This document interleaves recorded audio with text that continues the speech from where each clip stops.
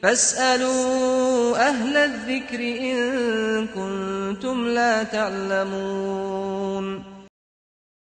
Dan para pemirsa, untuk beristifadah dengan maksimal, langsung saja kita persilakan Ustadz kita untuk membawakan materi pertama. Fali fadilatil Ustadz, falyatafaddal masykurah, kami persilakan.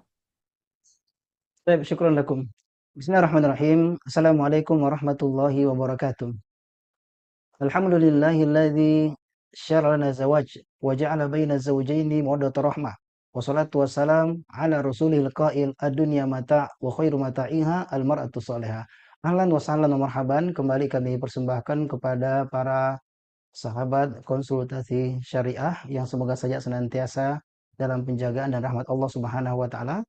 Alhamdulillah pada kesempatan kali ini dalam segmen konsultasi syariah Komisi Usra dan Ukhuwah Dewan Syariah Wahda Islamiyah, kita berada pada sesi Majelis Istri yang kembali akan membedah suatu kitab yang sangat menarik, Kaifa Taksibina Qalba Zawjik wa Turdina Rabbak, karya Syekh Abdul Fatih Abdullah, yang menyorot tentang berbagai tips jitu merengkuh cinta suami dalam bingkai ridha Allah Subhanahu wa taala sebagai bagian dari edukasi dan upaya untuk menjadi sosok istri yang begitu spesial dan istimewa di hati suaminya, dan pada saat yang sama mendapatkan kecintaan Allah Subhanahu wa taala.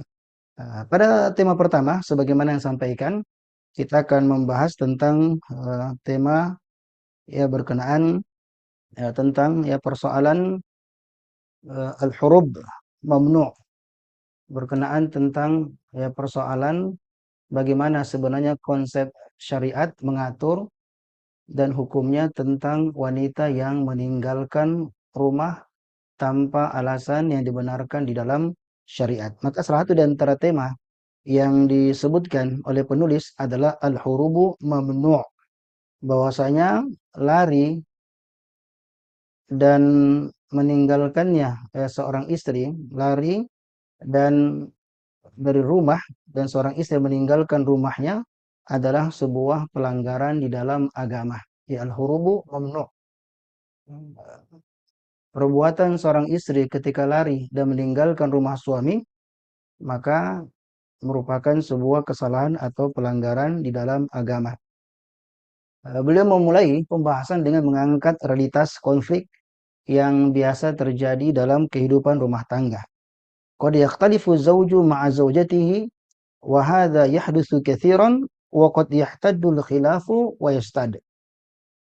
Beliau mengatakan bahwa seorang suami bisa saja berbeda dengan istrinya, dan pada dasarnya dia merupakan sesuatu yang wajar, dan hal yang seperti ini sering terjadi. Bahkan perbedaan tersebut terkadang meruncing, tajam, dan semakin memanas. Di dalam kehidupan rumah tangga yang namanya perbedaan pandangan antara suami istri, adanya cekcok kecil, itu adalah hal yang sah-sah saja, hal yang normal. Bahkan bagi sebagian keluarga dia sesuatu yang sering atau kerap terjadi. Bahkan dalam beberapa keadaan perbedaan tersebut justru memanas dan meruncing. Nah, wa ba'du zawjatihi la yastaddu al-khilafu bainaha wa baina zawjiha tastatu ghadaban wa yanfutu syaitanu fi aqliha. Hanya saja sebagian istri ketika konflik terjadi dengan suaminya dan ketika pertengkaran semakin memuncak, sang istri larut dalam emosi dan kemarahan. Dan pada saat yang sama, setan berupaya untuk membisikkan pengaruh jahat ke dalam pikirannya. Jadi kita tahu bahwasanya setan itu salah satu di antara misi setan adalah menghancurkan keluarga yang gampang untuk melakukan provokasi dan memicu api pertengkaran di antara pasangan suami istri. Dan ada di antara istri dalam beberapa keadaan akhirnya dia terjebak dengan bisikan dan gangguan setan tersebut sehingga terjadilah konflik dan ia larut dalam amarah yang tak terkendali. Saya sampaikan perbedaan antara suami istri itu merupakan hal yang lumrah dan bagi sebagian keluarga sering dan kerap terjadi. Namun ketika perbedaan tersebut berubah menjadi pertengkaran memanas, meruncing, ada di antara istri terpancing emosinya dan meledak amarahnya. Maka pada saat itulah syaitan membisikkan jalan yang tampak ringan namun berakibat fatal, berakibat berat, di mana dia memilih untuk meninggalkan rumah tanpa pamit dan tanpa izin dari sang suami, dengan harapan masalah yang dihadapi akan mereda dengan sendirinya. Ini dilakukan oleh sebagian wanita. Kata penulis, وهذا أول خطأ ترتكبه زوجة الحديثة الزواج إنه ليس خطأ واحدا بل 4 أخطاء.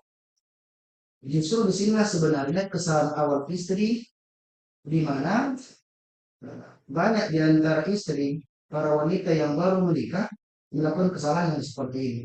Dan kata penulis, ini bukan satu kesalahan. Dia tidak sementara melakukan satu pelanggaran, tetapi melakukan 4 pelanggaran sekaligus. Pelanggaran pertama, khotun syar'i, kesalahan syar'i, wa huwa urujuha biduni idzni zawjiha wa la yashfa'u laha annaha ghadibah. Ketika istri keluar dari rumah tanpa izin suami, maka ini merupakan pelanggaran pertama, bagian dari pelanggaran syar'i, dan kemarahannya tidak bisa dijadikan sebagai alasan untuk membenarkan perbuatannya. Itu yang pertama.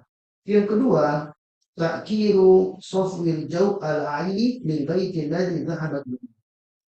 Tindakan tersebut bisa mengusik ketentraman, kedamaian, dan keharmonisan suasana keluarga di mana tempat ia pergi.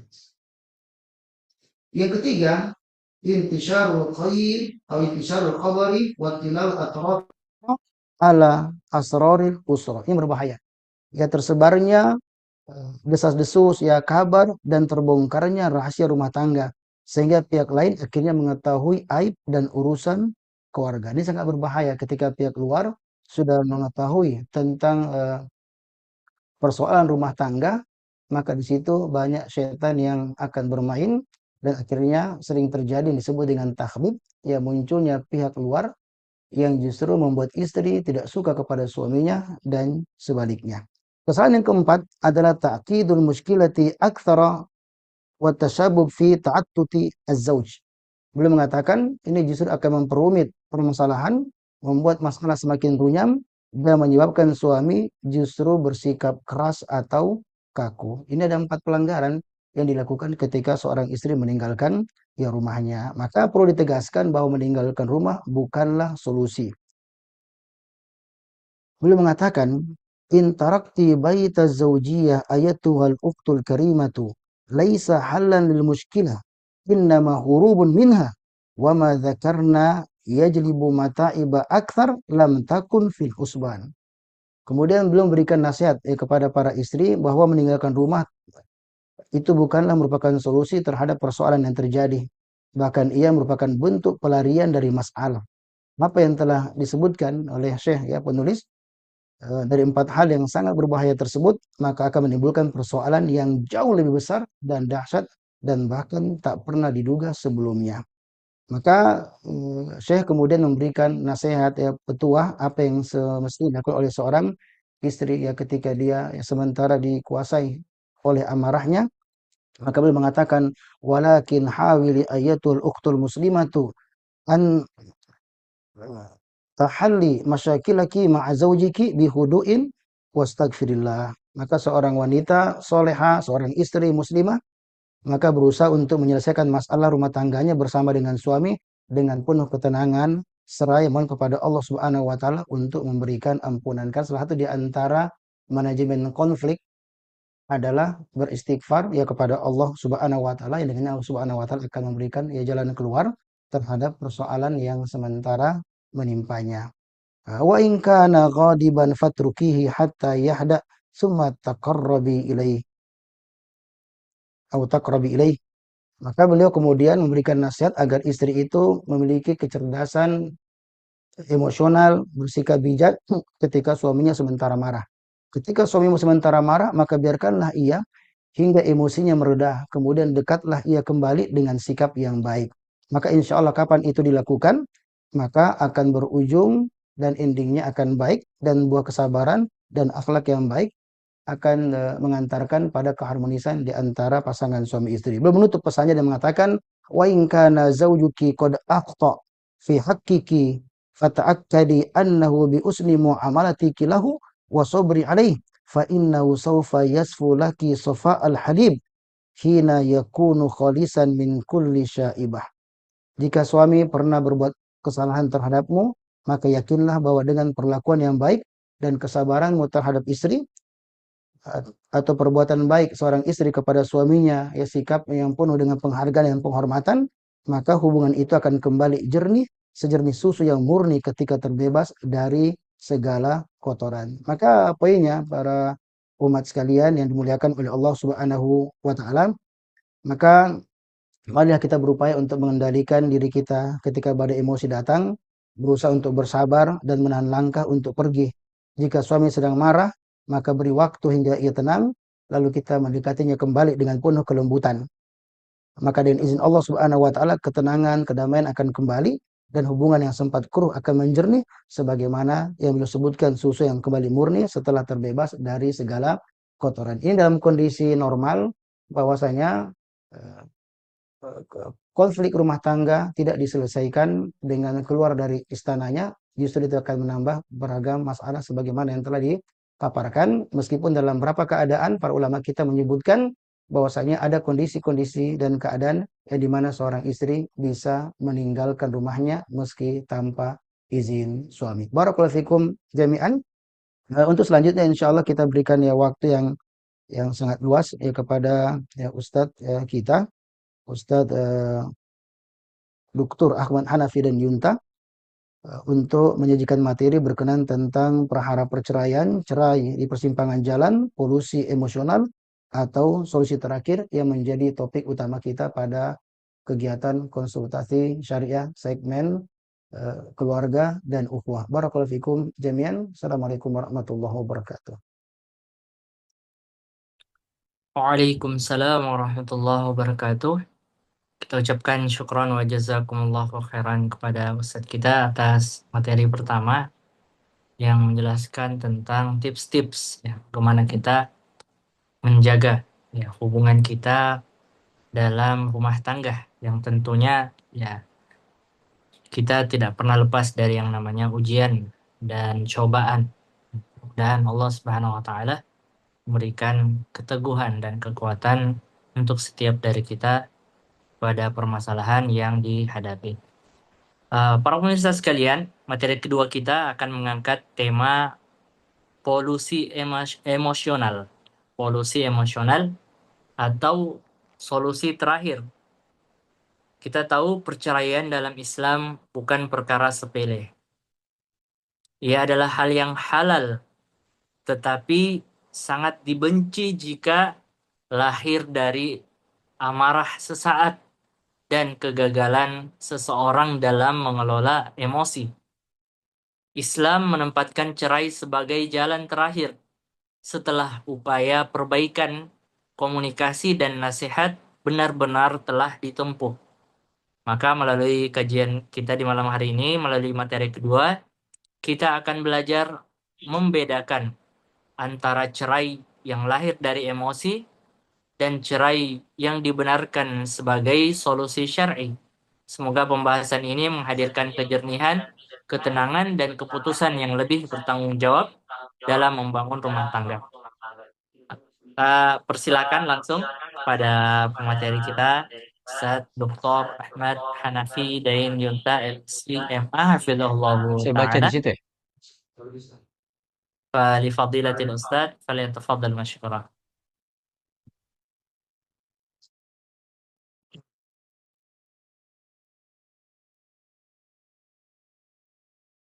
Insyaallah.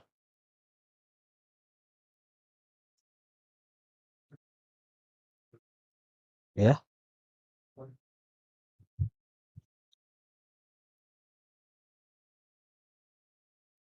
Silakan Ustaz. Ya.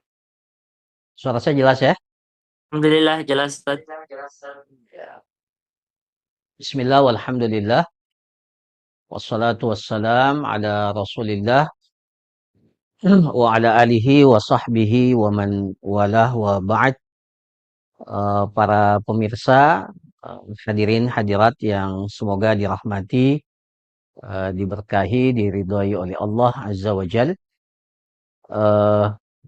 Pada kesempatan sesi yang kedua ini, kita akan menjelaskan terkait beberapa hal yang penting dalam persoalan cerai atau talak, ya. Sebelum saya mulai, kita harus memahami bahwa konsep agama kita ini adalah konsep yang sempurna. Sebagaimana kita memiliki konsep yang jelas dalam kondisi rumah tangga kita normal, Islam memiliki konsep yang sangat jelas bagaimana keharmonisan rumah tangga itu dibina, dibentuk dengan baik, ya. Tetapi Islam tidak meninggalkan kita pada saat kita berhadapan dengan konflik, ya, rumah tangga. Islam juga memiliki solusi, Islam juga memiliki pandangan dan jalan keluar ketika kita berhadapan dengan persoalan dan konflik rumah tangga. Maka beberapa slide yang akan dijelaskan berikut ini mudah-mudahan memberikan gambaran dan pencerahan terkait dengan persoalan berbagai sisi dalam persoalan talak ini. Ini dinamikanya sangat luas, ya. Tapi mudah-mudahan slide ini menggambarkan sebenarnya bagaimana ketika talak itu atau ketika perceraian itu terjadi, ya. Silahkan ditampilkan. Nah, di sini dalam kitab ini dikatakan atau dalam tulisan ini dikatakan hadza wa qad tatallaba al-mar'ah min qad tatlubu al-mar'atu min zawjiha talaq hina yuqi'u syaitan bainahuma wa hina yashtaddu ghadabuha. Jadi memang ketika berhadapan dengan kondisi yang tidak nyaman, ya, terkadang seorang wanita meminta untuk diceraikan oleh suaminya, ya. Apalagi ketika pihak ketiga, siapa itu pihak ketiga? Hina yuqi'u syaitan bainahuma, ketika syaitan sudah masuk, ya, memanas-manasi kondisi ini. Perlu diketahui salah satu target utama dari syaitan itu, ya, iblis itu adalah ketika mampu memisahkan pasangan suami istri, ya. Dalam riwayat hadis dikatakan dalam hadis dikatakan, ya, iblis itu meminta laporan dari para prajuritnya, ya. Nah, kalau dikatakan oleh prajuritnya, ya, setan itu mengatakan saya bisa menjadikan fulan itu mabuk, ya, maka iblis mengatakan ya ini biasa saja, ya. Tapi ketika ada dari prajurit itu mengatakan saya mampu memisahkan antara fulan dan fulana, sepasang suami istri, maka iblis akan mengatakan, ini baru prestasi. Ya, kira-kira seperti itu dalam hadis.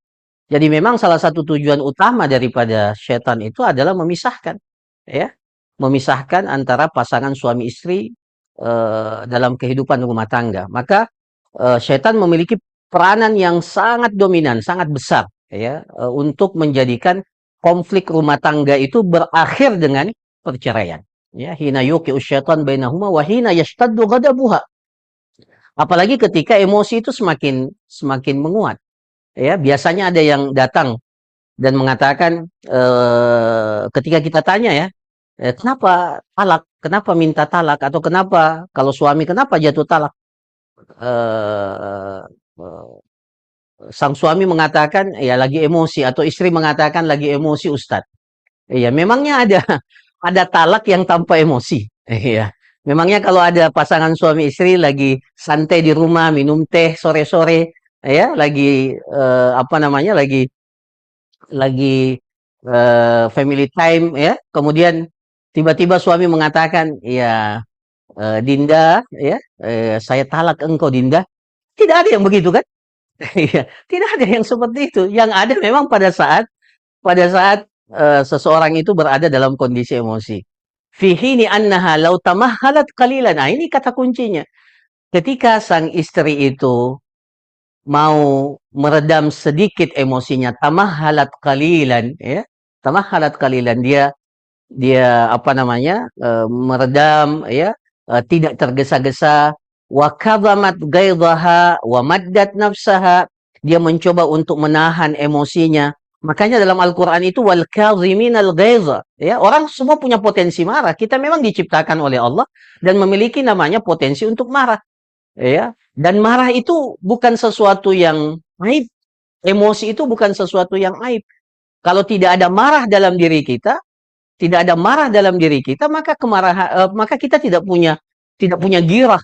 Bahkan jihad fisabilillah yang dikatakan sebagai zirwatu sanamil Islam itu tidak akan ada kalau kita tidak punya emosi, ya. Maka kemarahan itu memiliki porsi yang harusnya kita dapat salurkan pada porsi yang tepat. Nah, dalam konflik rumah tangga, ini kemarahan ini bisa berujung kepada negatif. Jadi, yang diperlukan adalah wa kadhamat ghaidhaha wa maddat nafsaha, berikan ruang bagi jiwa kita ini untuk berpikir, merenung, ya. Lawajadat lam yakun thammata ma yad'u ila dzalikal amr. Maka niscaya kalau dia berada dalam kondisi ini, dia berusaha untuk meredam, memikirkan dan tidak tergesa-gesa, maka dia insya Allah akan mendapatkan solusi, ya, dari persoalan yang dihadapinya.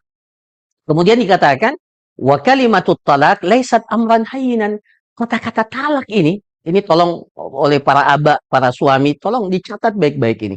Wa kalimatut talaq laisat amran hayyinan yatala'abu biha zaujan. Yang bukan kata-kata enteng yang bisa dipermainkan atau diucapkan sebagai ucapan biasa yang digunakan oleh pasangan suami istri. Suami mengancam istrinya dengan talak, atau istri sedikit-sedikit minta cerai, ya. Ini bukan kata-kata yang bisa dipermainkan. Rasulullah SAW mengingatkan kepada kita, salasatun jidduhunna jiddun wa hazluhunna jiddun. Ada 3 ungkapan, ada 3 kata-kata yang kalau kita serius maka akan jadi serius betul-betulan, dan kalau kita main-main akan jadi sungguh-sungguh. Salah satu di antaranya adalah talak. Jadi ini bukan perkara atau kata-kata kalimat yang bisa dipermainkan. Cukuplah Allah Subhanahu wa taala mengatakan bahwa pernikahan itu adalah mitsaqan ghalidha, sebagai perjanjian yang berat. Nah, konsekuensi dari pernikahan itu harus dijaga. Nah, sama juga dengan kata atau ungkapan yang dengannya bisa merusak akad nikah itu, dan salah satu di antaranya adalah kata-kata talak. Jadi sekali lagi, kata talak ini bukan komoditi, bukan sesuatu yang bisa dipermainkan. Fa idza ghadiba az-zawj haddada bit talaq wa idza ghadibat hiya qalat lahu talliqini aw talliqni. Jadi ini tidak bisa dikatakan perkara yang main-main ketika seorang suami itu mengancam istrinya dengan kata talak, dan begitu pula ketika sang istri marah, ya, dia berkata kepada suaminya, ceraikan aku, ya. Tidak semudah itu dan tidak segampang itu syariat memberikan keluasan kita untuk mengucapkan kata-kata ini. Nah, lanjut. Yang bagi an yakuna zaujan akbar min muskilat allati tuwajihuhuma yashtarikani fil halli wa yatafahaman. Jadi pada persoalannya sebenarnya ketika kita berhadapan dengan konflik rumah tangga, maka ini saya kira kaidah umum, ya, kaidah umum. Seharusnya kalau kita berhadapan dengan masalah, jangan kita berkutat pada masalah itu. Harusnya kita menjadi sesuatu yang lebih besar dari masalah itu. Jangan menjadi bagian dari persoalan yang menambah keruh persoalan itu. Harusnya kita memiliki cara pandang atau penyikapan yang lebih besar dari persoalan itu. Sehingga, ya, persoalan itu berada dalam ruang kekuasaan kita. Kita tidak diatur oleh persoalan itu, tetapi kita yang berusaha untuk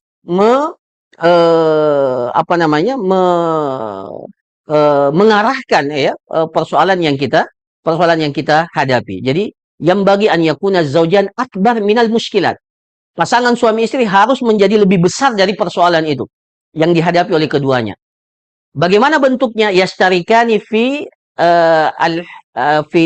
fil hal wa yatafahaman.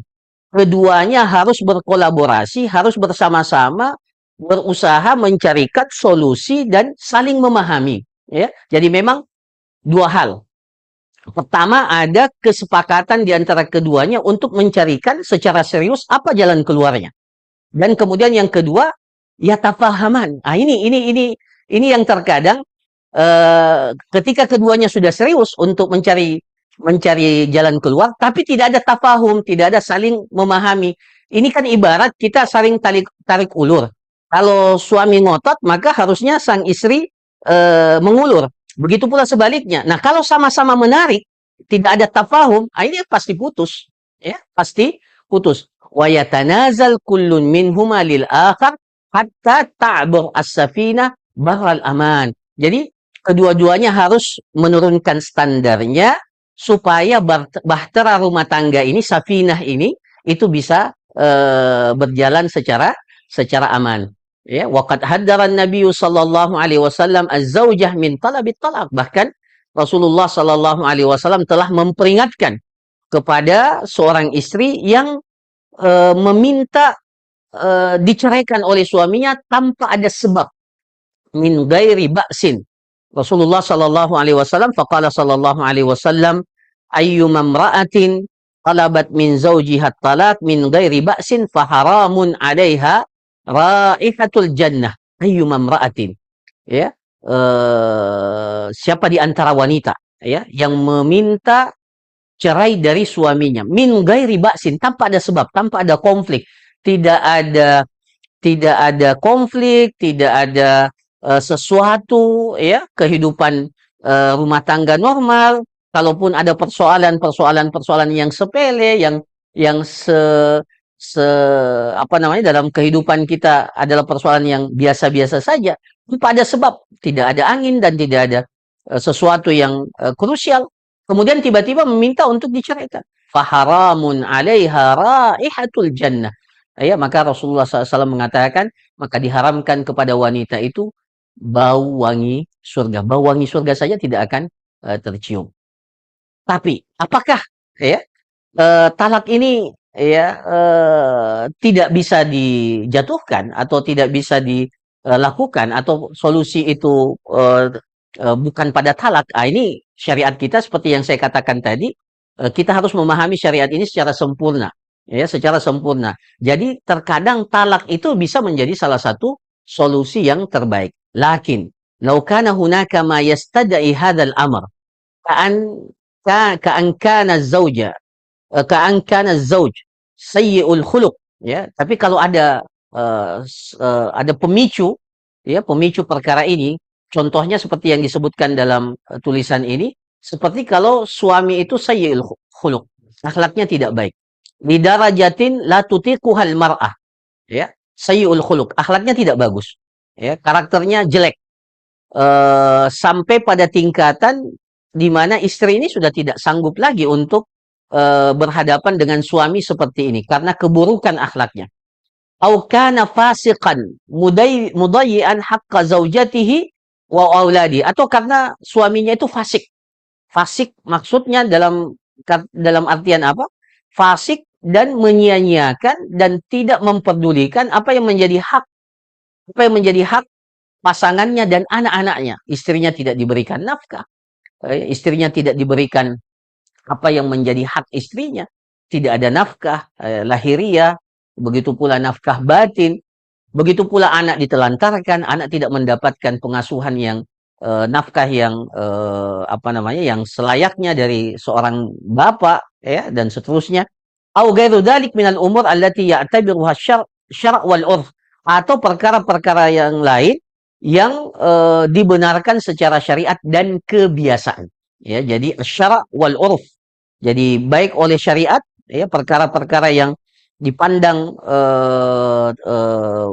wajib oleh syariat kemudian tidak ditunaikan oleh seorang suami, atau hal-hal yang secara urf, kebiasaan, diakui menjadi sebuah kebiasaan yang menjadi salah satu daripada landasan yang bisa dijadikan sebagai landasan hukum. Jadi kebiasaan pun, ya, Jadi ada kebiasaan yang berlaku di tengah-tengah kehidupan kita. Makanya ada kaidah yang mengatakan al-'adatu muhakkamah. Kebiasaan itu bisa dijadikan sebagai landasan hukum. Ya, umpamanya ada jenis nafkah tertentu dalam kebiasaan tertentu dalam satu daerah. Nafkah itu atau sesuatu itu menjadi bagian daripada nafkah yang secara kebiasaan itu berlaku. Nah, ini tidak ditunaikan oleh suami, ya, tidak dihadirkan oleh suami dalam kehidupan rumah tangga, maka itu juga bisa menjadi salah satu sebab, ya, seorang istri itu menuntut atau meminta untuk diceraikan. Falizaujah an tatlubat talaq min ba'di an tafshala muhawalat li islahid dakhiliyah bainahuma. Maka dalam kondisi ini seorang istri boleh meminta untuk cerai, ya, atau kalau dalam bahasa peradilan kita menggugat cerai, ya, gugat cerai. Tapi ada catatan, min ba'di an tafshal, kalau memang tidak ada lagi usaha-usaha yang bisa ditempuh. Jadi semua usaha sudah dilakukan, termasuk diantaranya untuk melakukan islah secara internal, ya, muhawalatil islah ad-dakhiliyah bainahuma. Wal kharijiyah wallati yashtariku fiha hakaman min ahlihi wa hakaman min ahliha. Jadi solusi itu bisa ditempuh dari secara internal, pasangan suami istri itu sendiri berusaha untuk mencari solusi atas konflik, ya. Nah, kalau tidak ketemu maka bisa melibatkan pihak eksternal, pihak luar. Siapa itu? Ada namanya hakam, ya. Hakaman min ahlihi wa hakaman min ahliha. Diutuslah hakam, ya, orang yang dipandang bijak dari pihak suami dan orang yang dipandang bijak dari pihak istri. Berdasarkan firman Allah Subhanahu wa taala, "Wa in khiftum shiqaqa bainihima fab'asu kaman min ahlihi wa hakaman min ahliha yurida islahan yuwaffiqillahu bainahuma innallaha kana aliman khabira." Jadi kalau kalian, kata Allah Subhanahu wa taala, khawatir terjadinya keretakan di antara keduanya, maka, ya, fab'asu hakaman min ahlihi, maka utuslah seorang hakam min ahlihi, dari pihak suami, min ahlihi, dari pihak keluarga suami, wa hakaman min ahliha, seorang hakam juga, ya, seorang hakam yang memiliki sifat bijak, memiliki keluasan pandangan dan mampu memberikan solusi dari pihak istri. Yurida islahan yuwaffiqillahu bainahuma. Kalau keduanya memang betul-betul ingin islah, ingin mencari solusi, bukan memperbesar masalah, bukan menambah keruh permasalahan itu, tapi tujuannya adalah untuk islah, memperbaiki, yuwaffiqillahu bainahuma. Maka Allah berjanji akan memberikan taufik kepada keduanya, ya, kepada keduanya. Maka insya Allah kalau memang niatnya baik, niatnya untuk mencari solusi, bukan untuk menambah masalah, memperkeruh masalah, maka insya Allah Subhanahu wa taala akan memberikan taufik kepada keduanya. Yuwaffiqillahu bainahuma innallaha kana aliman sabira. Sesungguhnya Allah Subhanahu wa taala Maha mengetahui dan Maha memiliki ilmu dan Maha mengetahui. Nah, ini kira-kira jadi pada intinya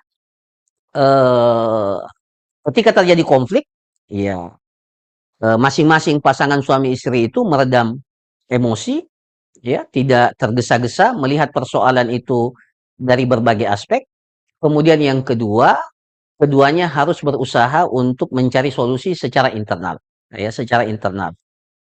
Kalau ternyata tidak bisa, ya, maka bisa melibatkan pihak luar, ya. Jadi dicari solusi dari pihak luar dengan cara hakam itu tadi.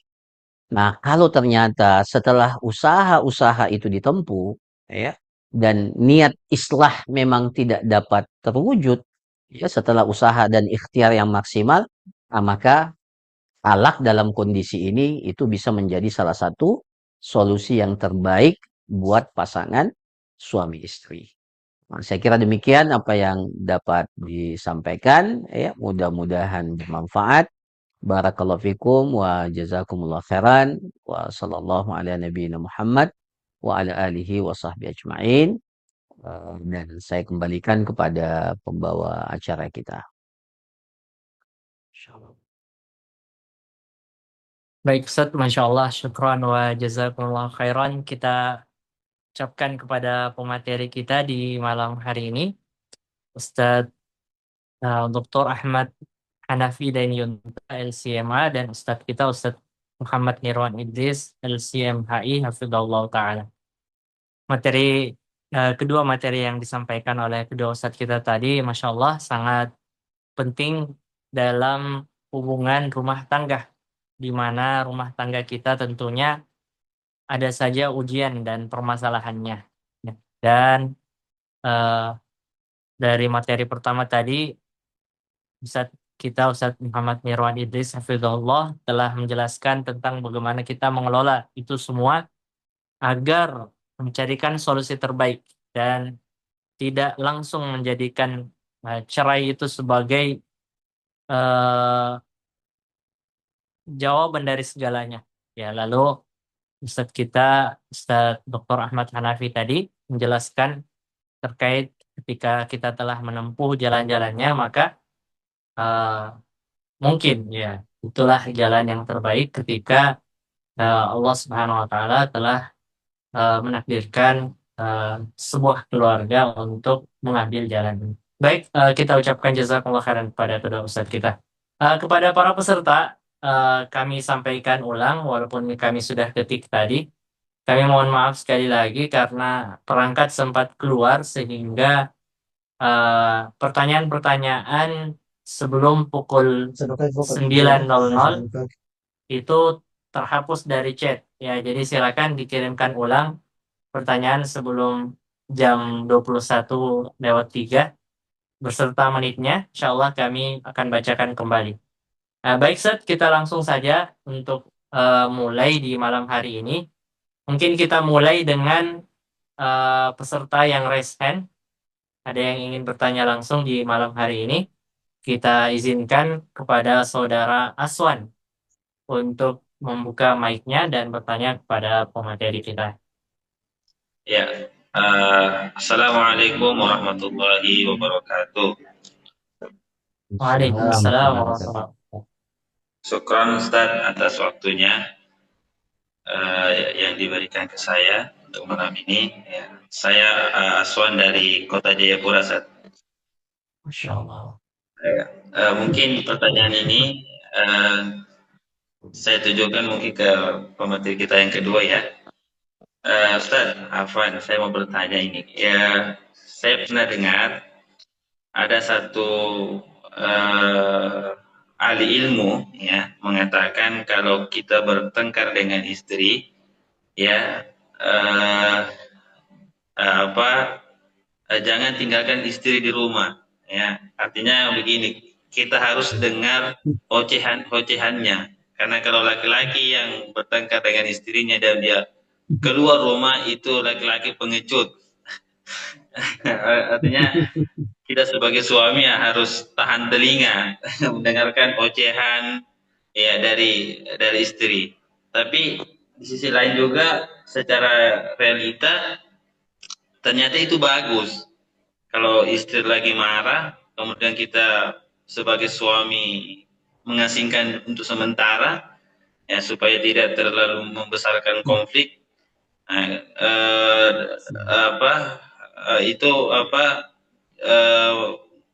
Yang mungkin bagus diterapkan oleh seorang suami. Nah, itu pertanyaan saya yang mungkin singkat saja, apakah mana langkah-langkah yang harus diambil seorang suami ketika istri lagi marah? Apakah harus duduk mendengarkan ya, ataukah kita mengasingkan diri, Ustaz? Mungkin itu, Ustaz, jawaban pertanyaan saya yang pertama, Ustaz. Nanti yang kedua nyusul. Syukron Pak atas pertanyaannya. Kita persilakan pada pemateri kita. Ustadz Nirwan ya? Oh, Masya Allah. Nanti Ustadz Nirwan tambahkan juga. Jadi wallahu alam. Jadi sebenarnya dalam persoalan ketika istri marah, ya harusnya suami juga ya jangan bertambah emosinya. Seperti yang kita jelaskan tadi. Jadi harus ada tafahum dan tanazul. Tafahum saling memahami, tanazul saling apa namanya, saling merendah ya. Jadi kalau ada yang naik ya satu turun ya. Nah itu kalau tidak dua-duanya gaspol semua, nah itu akan putus ya, akan putus. Nah kalau dalam hadis ya, yang paling pertama ya kita bertawud karena itu setan ya yang berusaha menjadikan kita amarah kita itu eh, memuncak dan seterusnya bisa berujung fatal. Kemudian yang kedua, ada yang dinamakan dengan mengganti posisi, berwudu ya, meredam amarah, berpindah tempat. Tapi kalau sampai meninggalkan istri, itu saya kira bukan solusi yang terbaik. Artinya berganti posisi atau mengalihkan posisi sehingga kemarahan itu bisa diredam.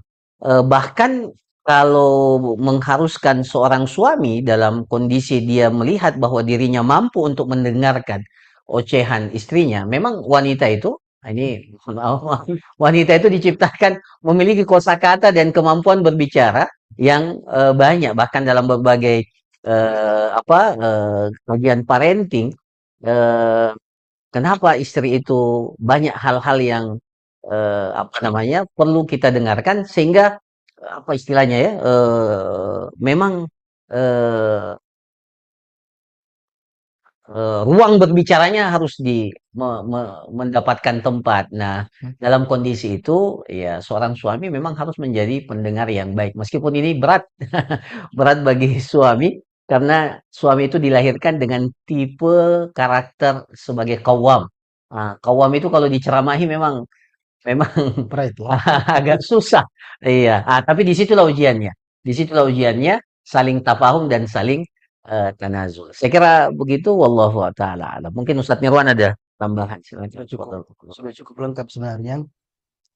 Jadi ketika para ulama kita berbicara tentang bagaimana karakter istri pilihan, setelah Ghazali menyebutkan tentang 8 model, 8 ciri, di antaranya dari sisi tata krama dan etika, di mana dia memiliki tutur kata yang baik. Ini hal yang ideal. Tetapi terkadang ada seorang laki-laki baik diuji dengan wanita yang seperti disampaikan tadi ya, lisannya mungkin tajam, ya kosakatanya begitu banyak dan begitu tajam, maka Al-Ghazali mengatakan as-sabru ala lisani nisa mimma yumtahan bil auliya. Masya Allah. Jadi terkadang bersabar dengan pedasnya mulut istri merupakan ujian yang akan dihadapi oleh sebagian wali-wali Allah Subhanahu wa taala yang dekat dengan Allah Subhanahu wa taala. Inilah tugasnya suami untuk bersabar. Makanya Imam Ibnu Qudamah mengatakan di antara maksud pernikahan bagi laki-laki adalah menjaga, maksudnya adalah mengajarkan tentang arti kesabaran, kerja keras dan jiwa kepemimpinan. Sebelum menyebutkan tentang tugas-tugas suami, tulang punggung dan lain sebagainya, ternyata ada modal utamanya untuk sukses dalam memenuhi hak istri. As-sabru ala akhlaqihina wa ihtimali adza anhun. Jadi bersabar menghadapi sikap mereka, tingkah mereka yang terkadang begitu menyakitkan. Tapi tujuannya adalah modusnya untuk bagaimana mendidik anggota keluarga kita. Tentu masalah emosi kan sangat banyak. Intinya sebenarnya kata tadi jangan sampai marah kita up menjadi emosi karena ketika seorang itu emosi bahwa tutur kata yang seharusnya memberikan kesejukan terkadang berubah menjadi pisau tajam yang menyakiti. Kata-kata disampaikan dalam amarah ya terkadang bisa memberikan luka yang jauh lebih sakit dan dalam daripada ya belati. Maka perlu untuk namanya ya kita manage ya emosi kita dengan cara kekuatan spiritual kita dibangun dan kekuatan mentalitas kita. Itulah hikmahnya Allah mengatakan ista'inu bisabri wasalah, sabar dan salat. Dan kata Ibnu Taimiyah tidak mungkin ada seseorang bisa sabar dengan sabar yang sebenarnya sampai dia memiliki kekuatan iman. Di antaranya adalah menjaga ibadahnya termasuk ya salatnya. Meskipun secara penajaman itu kita harus melihat dulu apa penyebab marahnya. Sehingga dalam manajemen konflik juga kita dapatkan penjelasan para ulama kita. Ya terkadang marahnya suami itu dicukup dengan disenyumin saja. Ya Nabi karena cuma sekedar senyum, apalagi kalau sedang cemburu ya. Terkadang juga Nabi tersenyum kemudian melakukan hiwar wal ikna. Jadi melakukan dialog, mendengarkan ucapan istrinya kemudian mampu memberikan argumentasi yang sesuai dengan logika yang benar. Tetapi di driving di delivery dengan pembawaan yang tersenyum, tenang, kemudian menyampaikan argumentasi sehingga eh, eh, eh, prasangka yang sebelumnya melintas di pikiran istri hilang, atau apa yang dia lakukan dia akan menyadari itu adalah sebuah kesalahan. Dan kita akan mendapat nanti insya Allah banyak dalam contoh-contoh yang Nabi Shallallahu Alaihi Wasallam. Tapi secara umum saja sudah sempurna apa yang beliau sampaikan tadi. Intinya kita bersabar, kemudian kita meredam emosi kita, dan kemudian nanti waktu yang tenang kemudian kita kembali kepada istri. Tapi di catatan wala tahjurha illa wa anta fil bait, atau kama qala Nabi SAW, dan Tuhan istri yang wajib kenaikan suami, jangan sampai memboikot istrimu kecuali engkau berada tetap di dalam rumah. Jangan pergi ke hotel, jangan pergi jalan-jalan ya. Semakin muncul curiga istri nanti ya. Barakallahu fikum jami'an. Baik, Ustaz. Barakallahu fikum, Ustaz, atas jawabannya, Masya Allah. Kami rasa sudah jelas ya. Mohon maaf Bapak Aswan karena pertanyaan yang banyak. Ya mungkin ada pertanyaan kedua dan ketiganya. Kita berikan kesempatan ke peserta yang lain dulu. Kita pindah dulu ke kolom chat ya sebelum kita ke raise hand lagi. Ada pertanyaan tadi yang paling atas setelah kami masuk. Pertanyaan dari hamba Allah, Ustaz. Bagaimana kalau ada pasangan suami istri yang sudah 3 tahun tidak seatap, tidak serumah, tapi di dalam 3 tahun itu tidak ada kata cerai dari sang suami. Sedangkan istri selalu menunggu kepastian tentang status pernikahannya. Lalu istri kemudian mengambil keputusan untuk ke pengadilan menguruskan perceraian karena banyak laporan dari orang-orang bahwa suaminya telah bersama wanita lain. Apakah ini keputusan yang benar, Ustaz? Ya. Ya. Jadi ya ini saya kira banyak ya, atau saya nggak mau katakan banyak. Ada beberapa kasus yang kita dapatkan seperti ini. Berpisah dalam waktu yang sangat lama, tidak ada kejelasan antara pasangan suami istri karena tidak ada kata-kata cerai. Jadi memang hukum asalnya selama belum ada sesuatu yang membuktikan bahwa keduanya berpisah, pun perpisahan itu dua. Diucapkan oleh suami dengan kata-kata cerai atau diputuskan oleh pengadilan. Nah, selama keduanya itu belum ada, maka tidak ada hal yang menyebabkan perceraian antara pasangan suami istri. Karena hukum asalnya akad nikah itu tetap terjaga. Itu hukum asalnya. Selama akad nikahnya sah, maka hukum asalnya akad nikah itu tidak boleh dibatalkan dengan sedikit keraguan. Tidak boleh. Kan hukum asalnya al-yaqinu la yazulu bisyak. Keyakinan akad nikah itu tidak boleh dibatalkan dengan adanya keraguan, apalagi persangkaan. Ya, persangkaan. Oh, sudah selama belum ada bukti yang menunjukkan bahwa suami menceraikan, ya, belum ada kata-kata talak dan belum ada putusan pengadilan, maka hukum asalnya hubungan suami istri itu tetap ada. Nah, kalau ternyata dalam kondisi yang sudah lama itu pihak istri merasa tidak nyaman atau apa yang menjadi istri tidak didapatkan, apalagi kalau sudah punya anak dan seterusnya. Nah, maka dalam kondisi itu, nah tinggal dilihat mana maslahatnya. Dia dibolehkan secara syariat. Apalagi kalau dalam sigat ta'liq itu kan sudah disebutkan sebenarnya. Dalam sigat ta'liq itu kan ada ya kata-kata itu dalam jangka sekian bulan tidak mendapatkan nafkah dan sebagainya. Tapi dalam sigat ta'liq itu kan istri tidak ridho, kemudian mengajukan ke pengadilan. Nah, itu jadi selama dia tidak ke pengadilan maka status itu akan tetap. Ya, jadi dalam kondisi istri tidak mendapatkan haknya sebagai seorang istri, ya, dan tidak ada kejelasan yang dari suami, ya, digantung istilah orang, dan maka dalam kondisi itu boleh, ya, boleh dia datang ke pengadilan dan melanjutkan dengan gugatan cerai. Tapi tentunya ya proses seperti yang dikatakan tadi harusnya ada proses islah dulu, cari apa penyebabnya dan seterusnya. Ya, saya kira Allah seperti itu, Allah taala. Insyaallah. Masya Allah. Baik, Ustaz. Barakallahu fikum atas jawabannya. Lalu selanjutnya kita mempersilakan kembali kepada peserta yang raise hand, kepada Ummu Sa'ad. Kami persilakan untuk membuka mic-nya jika ingin bertanya. kepada pemateri kita. Syukron Ustadz atas kesempatannya. Bismillah. Yang ingin kami tanyakan, jika ada seorang istri yang menggugat cerai suaminya, namun sang suami sebenarnya tidak mau bercerai, Ustadz, dalam langkah yang sudah ditempuh ke pengadilan, akhirnya pengadilan memutuskan bahwa katanya sudah jatuh, maksudnya sudah diperkenankan permohonan perceraiannya. Dalam hal yang demikian, apakah sejak keluarnya keputusan dari pengadilan itu sudah terhitung masa iddah bagi perempuan ini, Ustadz, atau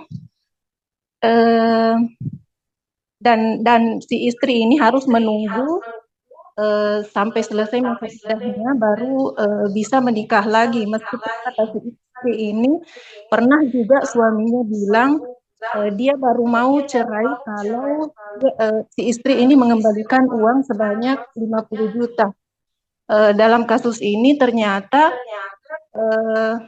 belum cukup sebulan, baru beberapa pekan, Ustadz, istri ini lamar orang dan sudah mau menentukan pernikahan seperti itu.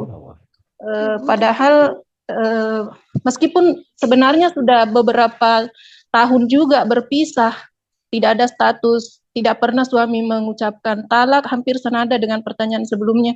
Tidak pernah ada kata talak dari suami, tapi pisah begitu, beda kota. Sampai akhirnya si istri ini menggugat cerai lewat pengadilan, keluarlah surat cerainya dan belum cukup sebulan, baru beberapa pekan datang lamaran, Ustadz. Dan katanya mau menikah bulan 1. Bagaimana dengan hal ini, Ustadz? Syukron. Silakan Ustadz.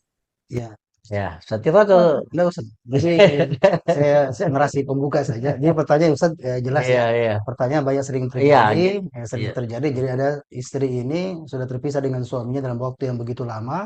Suami belum pernah menjatuhkan kata talak.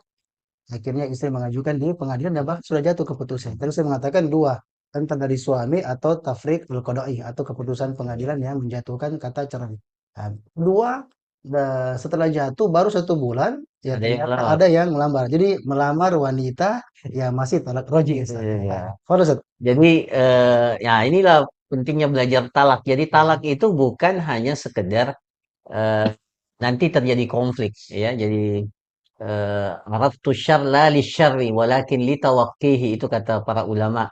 Kita mengetahui sesuatu yang buruk itu bukan supaya kita terjatuh kepada yang buruk, tapi bagaimana kita menghindari. Nah, jadi ada konsekuensi dari talak itu. Ya. Apa konsekuensinya setelah jatuh talak? Ya, jatuh talak. Katakanlah tadi dengan putusan pengadilan ya, jatuh talak. Maka konsekuensi dari talak itu, pertama talaknya itu pasti akan jatuh talak 1 ya. Kalau sebelumnya belum ada talak sebelumnya, maka konsekuensinya talak 1. Nah, talak satu itu konsekuensinya adalah bahwa sang istri harus menjalani masa iddah ya, karena talaknya itu namanya talak raj'i. Apa itu talak raj'i? Talak yang memungkinkan rujuk ya.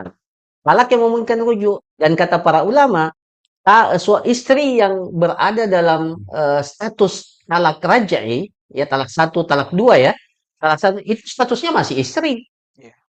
Belum ada hal yang dapat memisahkan. Nah, jadi dalam masa iddah itu, masa menunggunya, ya 3 kali haid atau 3 kali suci ya, kata para ulama kita. Jadi kalau 1 bulan ya baru mungkin satu kali itu masih berstatus istri, ya, berstatus istri. Jadi tidak boleh ada menerima pinangan atau apalagi sampai sudah mengatakan iya saya, wah itu dosa besar itu ya, tidak boleh sama sekali. Jadi status istri itu masih istri ya, status istri itu status wanita itu masih istri sah dari suami. Apa buktinya? Kalau ini mohon maaf, kalau dalam kondisi itu salah satu meninggal, itu masih saling mewarisi. Karena statusnya masih seorang suami dan istri. Talaknya pun talak raji. Konsekuensinya adalah harus menunggu. Nah, menunggu sampai masa iddah selesai. Masa iddahnya, katakanlah kalau dia normal, wanita yang masih haid, ya kan tiga kali haid atau 3 kali suci. Nah, kalau ternyata dalam masa itu, masa menunggu itu, ya, itu tidak ada rujuk, maka disitulah status wanita itu selesai ya. Jadi tidak lagi berstatus sebagai istri dan pada saat itu dia boleh menerima pinangan atau lamaran dari laki-laki yang lain. Nah, itu jadi konsekuensinya seperti itu. Wallahu taala alam. Ya. Ini masalahnya banyak bisa terjadi ya. Wah, Ya, banyak sekali. sebagian perempuan memang nanti kalau dia tetap membiarkan dia tergantung karena terpisah dengan suaminya dalam waktu yang lama. Nanti kalau ada orang yang mau, ada laki-laki yang mau, Dan itu laki-laki sebenarnya tidak tahu diri juga, tidak tahu syariat juga. ya Karena harusnya istri yang masih dalam kondisi talak, bahkan talak bain sekalipun ya, talak bain itu artinya kalau sudah itu kan tidak boleh tasrih secara langsung ya, ya. kecuali setelah selesai istri itu menjalani Sudah. masa iddah. Masya Allah. Jadi menarik sekali. Jadi bayangkan kata Ustadz, wanita saya yang sudah talak 3 atau ditinggal mati oleh Suaminya. suaminya, itu tidak boleh ada main-main kucing-kucingan, Betul. main kucing-kucingan untuk dia melamar ya secara terang atau ada ikat perjanjian. Nanti pokoknya setelah selesai iddah kita menikah. Itu pun dilarang. Apatah lagi statusnya masih istri, ya istri orang. Ini banyak terjadi waliyadzubillah. Berikut, Ustadz. Baik, Ustaz. Barakallahu fikum atas jawabannya, Masya Allah. Pertanyaan selanjutnya, Insya Allah ini banyak pertanyaan yang masuk terkait dengan ini agak panjang, Ustaz.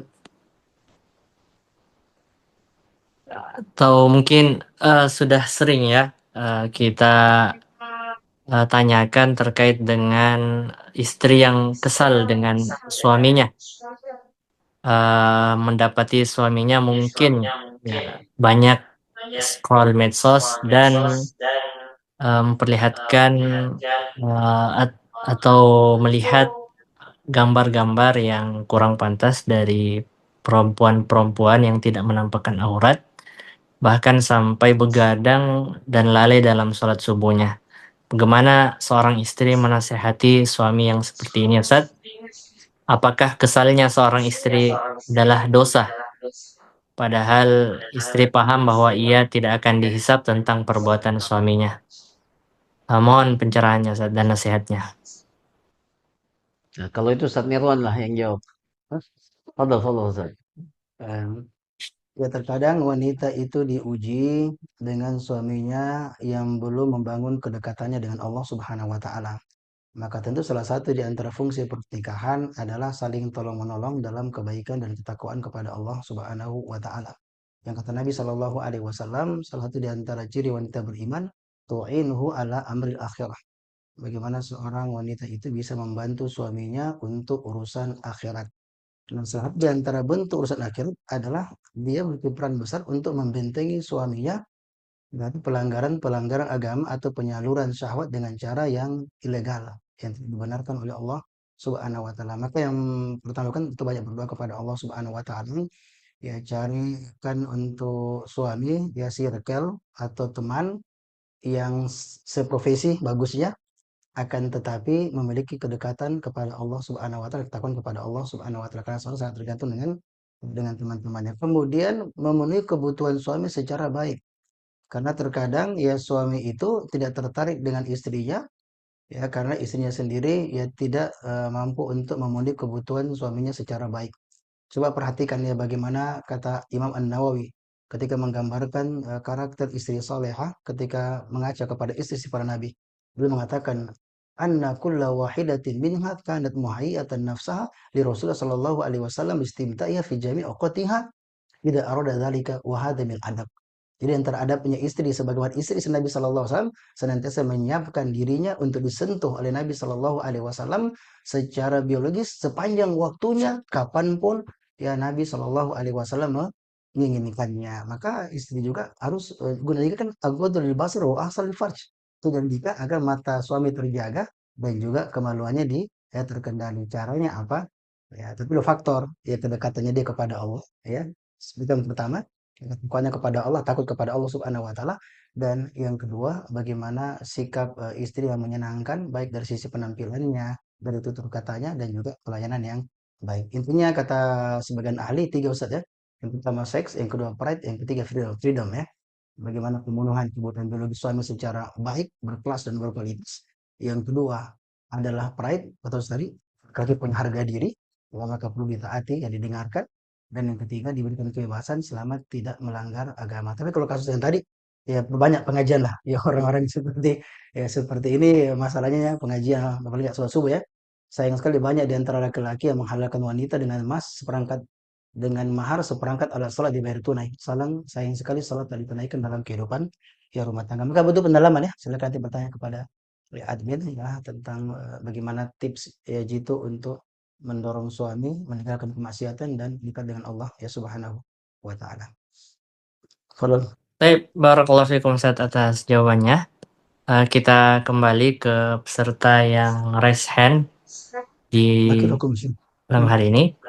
Dari peserta atas nama Reni, kami persilakan untuk membuka mic-nya.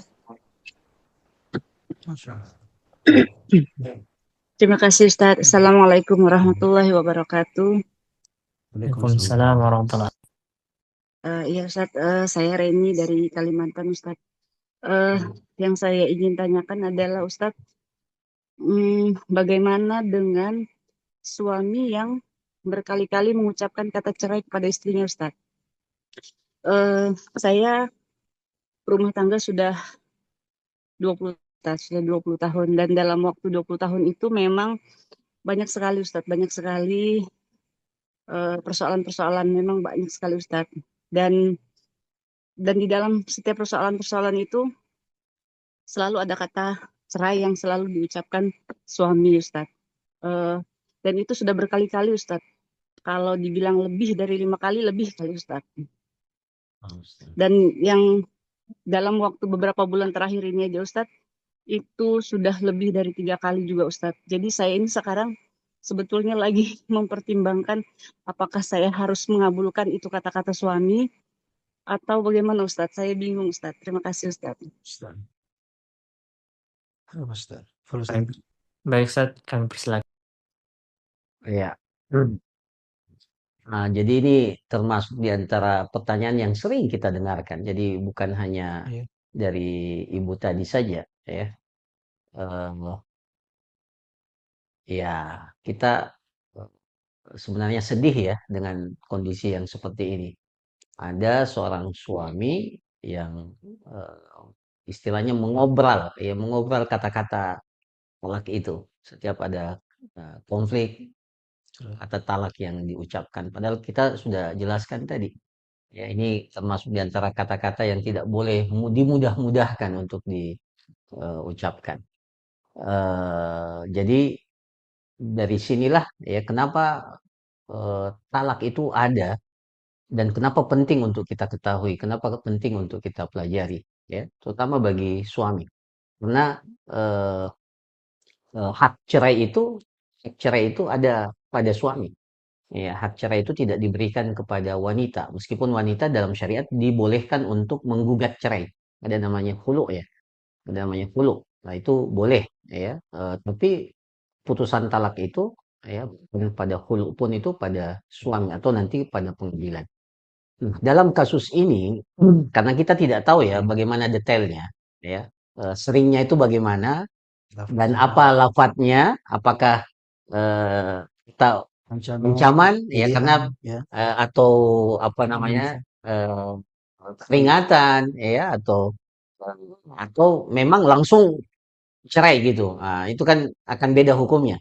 Nah, karena tidak detail, Maka kalau saya secara pribadi berhadapan dengan kasus ini dan seorang istri atau suami, apalagi istri ya, ingin mendapatkan kepastian hukum, ya, kepastian hukum, maka saya nasihatkan ya ke pengadilan, ya, ke pengadilan, karena biar bagaimanapun kita tidak bisa berpegang pada perkataan orang, bukan perkataan ustadz. Itu tidak memiliki kekuatan hukum yang mengikat. Kalau kasusnya seperti ini, tidak jelas bagaimana kata-katanya, bagaimana ungkapannya, bagaimana ya jangan sampai cuma ya diancam. Kalau ancaman itu kan jadi Ya, kalau kasusnya seperti ini kita selalu nasihatkan ya ke pengadilan lah. Karena biar bagaimanapun pasangan suami istri kan punya kekuatan hukum. Harus punya bukti hukum yang kuat untuk melegalkan statusnya masing-masing. Ya, apalagi kalau istri masih berharap untuk menikah lagi dengan laki-laki lain, umpamanya setelah jatuh, kan itu harus ada status hukum dan itu harus jelas. Tidak boleh dibangun di atas persangkaan. Eh, maka nasihatnya ya silahkan ke pengadilan dan nanti pengadilan yang melihat eh, kondisi itu, ya kondisi itu. Dan sekaligus ini nasihat kepada semua laki-laki, suami, untuk sekali lagi berhati-hati dan tidak sedikit-sedikit ya kata-kata cerai. Sama juga tentunya dengan istri, jangan juga sedikit-sedikit ya ceraikan saya dan seterusnya. Nah, ini ya. hal yang harus dijaga dari kedua belah pihak. Wallahu a'lam. Ya. Baik, barakallahu fikum Ustaz. Bagaimana Ustaz, kita lanjutkan? Ini Masya Allah banyak antusias peserta bertanya. Insyaallah Kita pertanyaannya nanti ditampung ya, baru dikirimkan ya seperti biasa, dikirimkan lalu konsultasi akan kita jawab insyaallah. Ya, tolong di cover. Ustaz, closing statement Ustaz mungkin. ya, baik. Oke. Ya, Taib. Closing statement-nya saya kira tidak ada pernikahan tanpa konflik ya. Bahkan Masya Allah surat talak itu turun kepada siapa? Ya ayyuhan nabiyyu ya, idza talaqtumun nisa. Surah At-Talak itu turun kepada keluarga yang paling luar biasa yang pernah hadir di kehidupan dunia.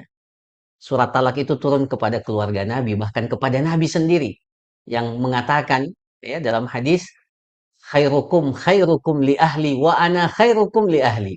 Sebaik-baik kalian adalah yang paling baik untuk keluarganya dan saya adalah orang yang terbaik.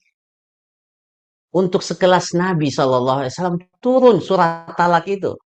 Jadi membayangkan ada rumah tangga tanpa konflik itu ya itu mustahil ya.